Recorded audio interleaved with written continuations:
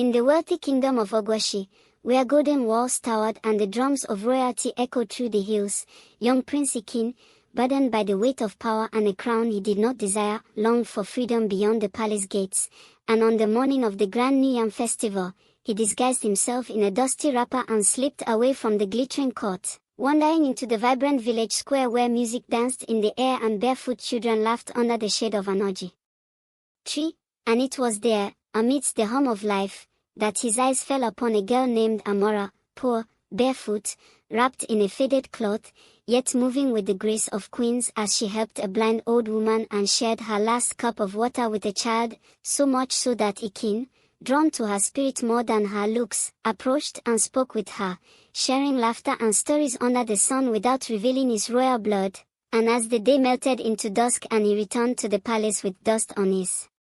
feet and warmth in his chest, his father roared in fury over his absence, but Ekene said nothing, for his heart had already begun to beat not for the kingdom of gold, but for a girl who walked the earth with no shoes and a soul full of fire. Though the sun had long set on the bustle of the village market day, where traders shouted prices, goats bleated by woven baskets, and smoke from roasted groundnuts curled into the air, Prince Ekene could not forget the barefoot girl with the steady hands and the unbothered grace who sold peeled cassava beside an old blind woman, and so, each evening as twilight wrapped the kingdom in shadow, he shed his royal garments and walked the dusty path into the village disguised as a commoner, no guards,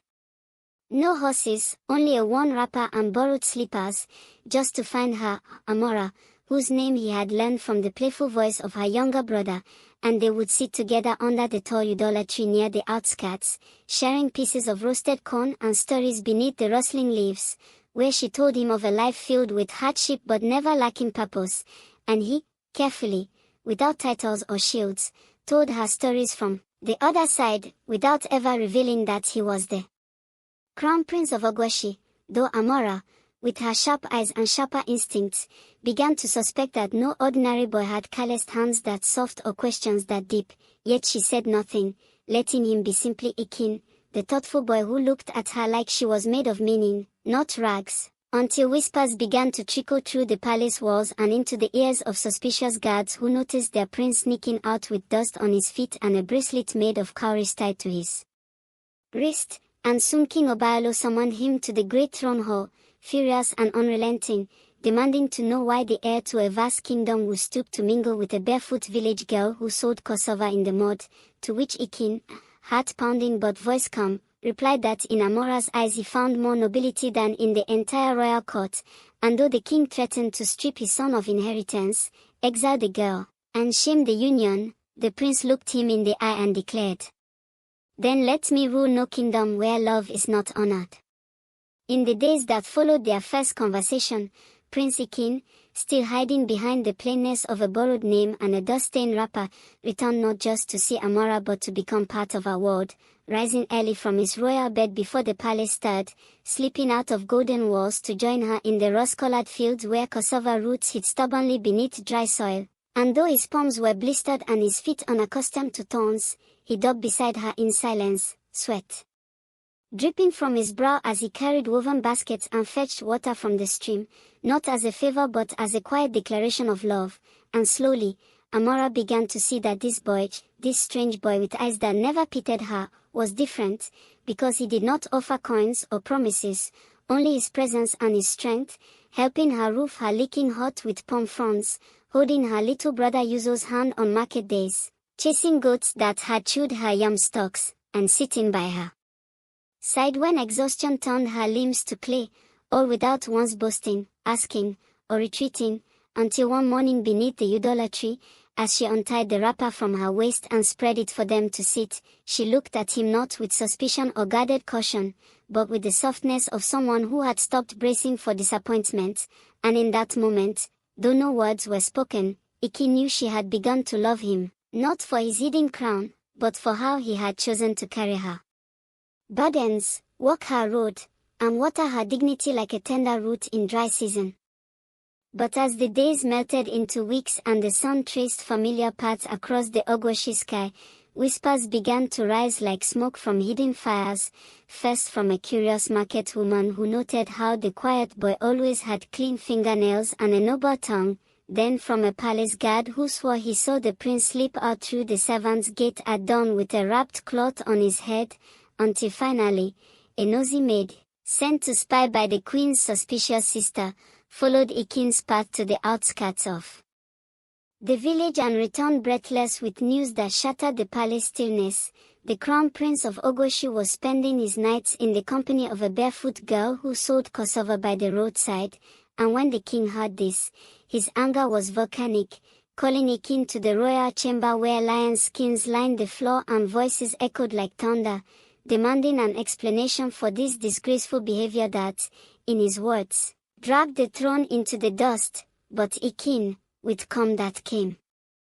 only from love, looked into his father's burning eyes and said, "I went looking for peace, and I found it in her," a statement that made the councilman shift uncomfortably and the queen cover her mouth in stunned silence. Yet the king, not used to being defied, ordered that the girl, Amara, be brought to the palace gates and interrogated, and when they fetched her, dust on her feet and pride in her spine, she stood before the royal family without trembling, even when the king tried to shame her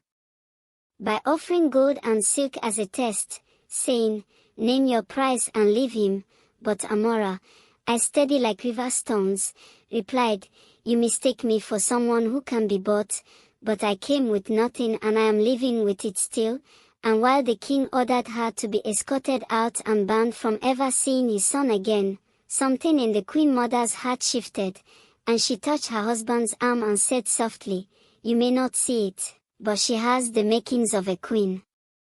After the storm in the palace, when Amara was cast out and Prince Ekene silenced under threat of disgrace, the royal household assumed the matter was closed, but the queen mother, whose eyes had seen kingdoms rise and fall, summoned Amara in secret, offering her warm soup and careful words, asking not about her background or beauty but about her spirit. And when Amara answered, "I do not know what it means to wear a crown, but I know how to carry people's burdens," the queen mother saw something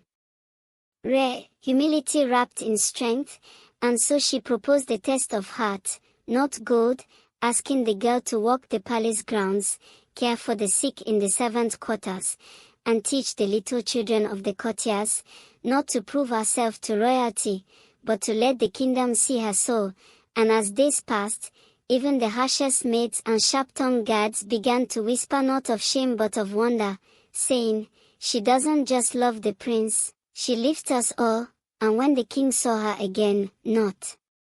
barefoot and begging, but barefoot and bold, kneeling to tie a child's wrapper during a storm, his heart, once stiff with pride, began to bend, and he finally called his son into the throne room, saying quietly, "If she can touch the heart of a kingdom without a crown, then perhaps she was born to wear one." And so, on a bright morning of song and dance, beneath the same udala tree where love had first bloomed, Amara became Queen Amara of Ogwashi, walking to the altar with cracked heels and head held high, robed not in silk but in a cloth sewn by the village women who had once watched her sweep the square. And as Ekene took her hand before the drums, before the world, he said with tears in his eyes, "You wore dust like royalty before the world ever noticed." And together, they ruled, not from a golden throne above, but from beside the people, building schools, planting trees, and proving to the world that true nobility is not inherited, it is chosen by how one loves, leads, and lifts others.